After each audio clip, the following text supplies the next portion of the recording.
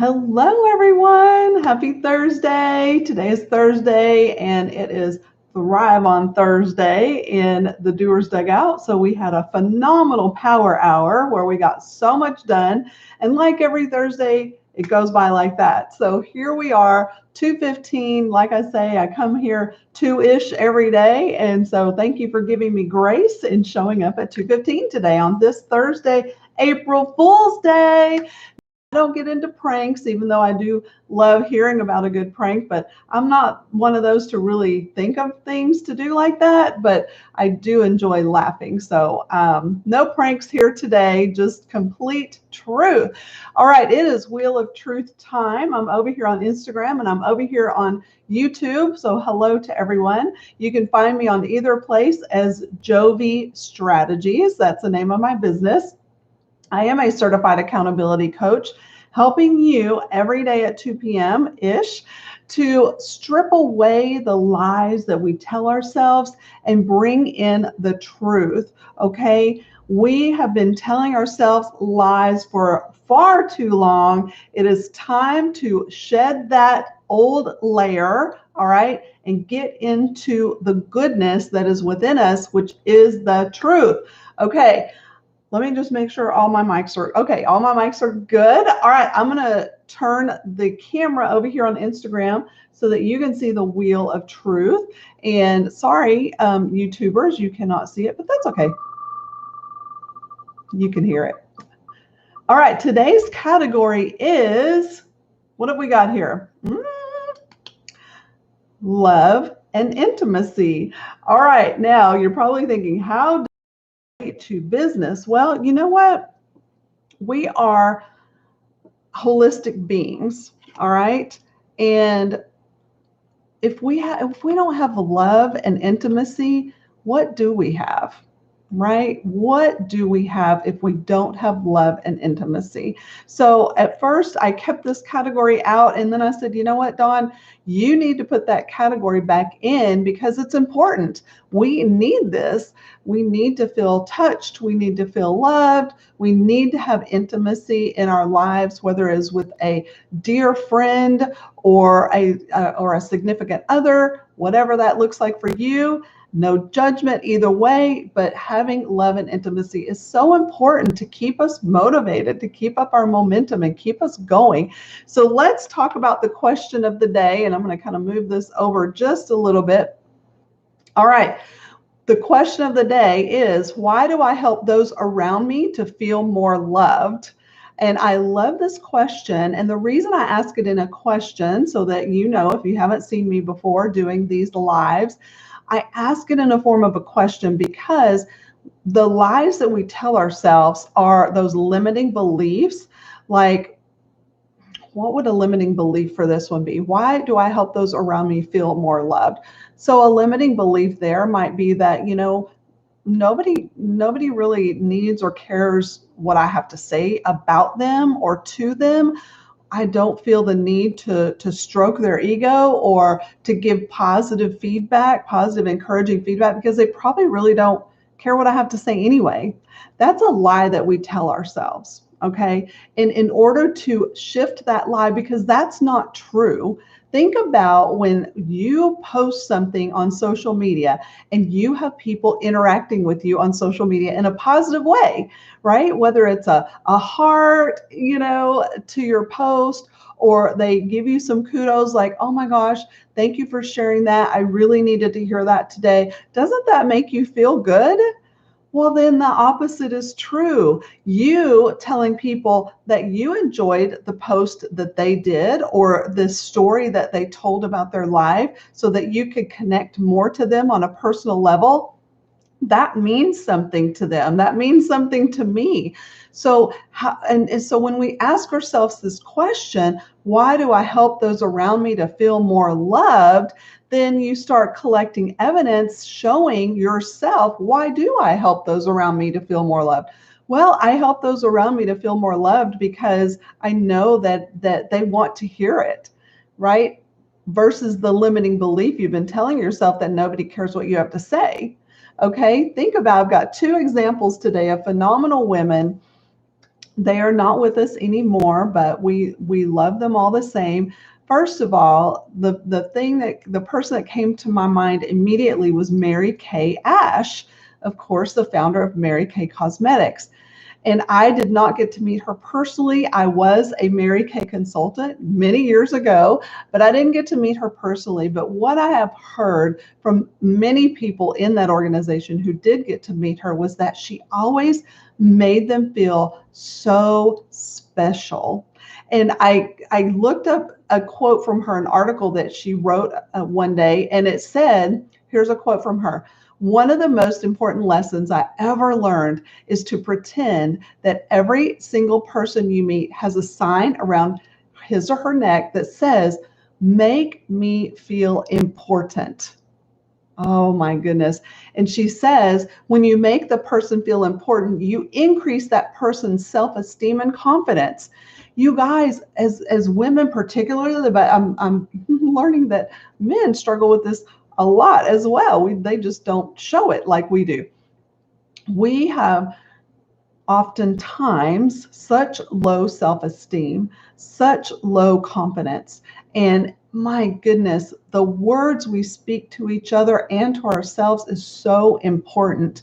So the next time you either have a face-to-face conversation with someone, or you see them going live online on whatever platform that they are on or you are on, you happen to catch them, you know what?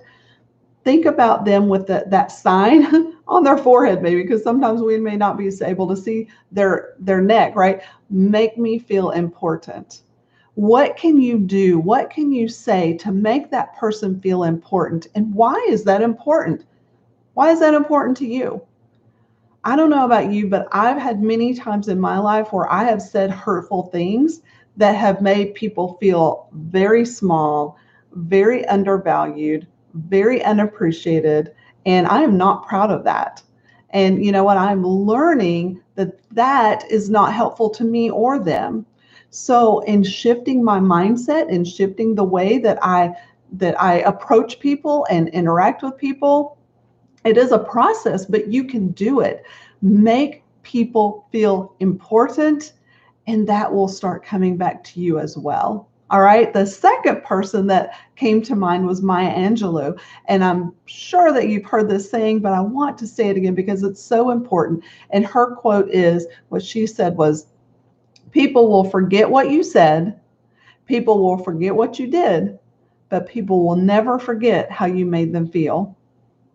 Now, if you're like me and you have some baggage in your past about things that you've said to people that was hurtful to them, and they're still in your life, and maybe that relationship is severed, maybe it's time to ask for forgiveness.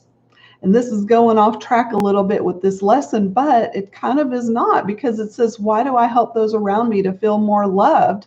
Well, you know what? What is a better way to feel more loved than to ask for forgiveness and give forgiveness? So I'm going to leave you with that. If there is a relationship currently or in your past that there has been some hurtful words spoken, either by you or to you, maybe it's time to have a conversation with that person and either ask for forgiveness, or if they're the ones that said the hurtful things to you, maybe ask for clarification. Ask them, you know what? I know we haven't talked in a while, and this is what happened to make me go away from you. And I'm just really curious. Did you mean to make that statement or make me feel like I felt this way? Did you make me, blah, blah, blah. Let's go back a little bit, okay? Look, take two. Boop. When you said this or when you did that, I felt this way. And that's what made me go away from you. But you know what? I value our friendship, and I just wanted to clear the air and just ask, is that what you intended? Did you mean to make me feel that way by what you said? And give them an opportunity to either say, yep, that's what I meant. Like they may have some walls built up themselves, or they can say, oh my gosh, no, I didn't mean to make you feel that way at all. I wondered what happened. right? There could just be such a miscommunication. And now you guys are getting back to being in that loving space with each other. Again, whether it's a friend, family member, spouse, partner, whatever it is, I'm sure there's someone that you could either ask for forgiveness from or just ask to have a conversation about what happened. So I'm going to leave you with that today, and I hope that that encourages you. Now, again, it's April Fool's Day, but I don't joke around when it comes to things like this. But what I do want to tell you is that I started a new challenge in my Facebook group today, and it is so phenomenal. It is just going to rock your world. The challenge is called 30 Days to Done. So what I want you to do is to bring those things that you have been putting on the back burner, projects, whether they're home projects or work projects. Primarily, I work with women in business, but you know what? We all have things that we've been putting on the back burner, haven't we? It's time to take those things off the back burner, bring them to the forefront, and you know what? Let's get it done. Because when you continue to procrastinate on the things that you really want to do, how much of a burden is that? How much weight is on your shoulders because of that? That is not loving to you. That is not loving to those around you who are waiting for you to get this project done, whatever it is. So, ladies, this is for ladies only because it's inside my Facebook group, which is called Women Overthinking Business, Getting Stuff Done. I want you to hop into that group, check out this 30 Days to Done challenge. The first week, we're going to talk about mindset because as I just said here today, it's all about things that we, put up in our mind, right? That are not serving us well. So we're going to talk about mindset. So I give you daily prompts to go and take action on. Now, Monday at noon, I'm going to start training. I'm going to go live in the group. I'm going to give you training. It'll be about 30 minutes, not very long, but it'll be around mindset this first Monday. So be sure to get in the group before Monday, okay? I've already got today's prompt in there. You're going to want to get in there, see what that is, get your journals ready so you can write everything down. It's going to be so great. At the end of 30 days, you're going to look back and go, wow, I'm a completely different person, right? Or I'm on my way to greatness. And that's what I want for you ladies. So I hope you'll get in there. I'll pop the links. It's actually in my profile here on Instagram. It is in the comments in the YouTube description. So head on over there, find that group, jump on in, and let's get things done over the next 30 days. All right, ladies? All right, have a fantastic day. Happy April 1st. Happy April Fool's Day. And I hope that not too many pranks have been pulled on you. All right, I'll see you tomorrow. Bye.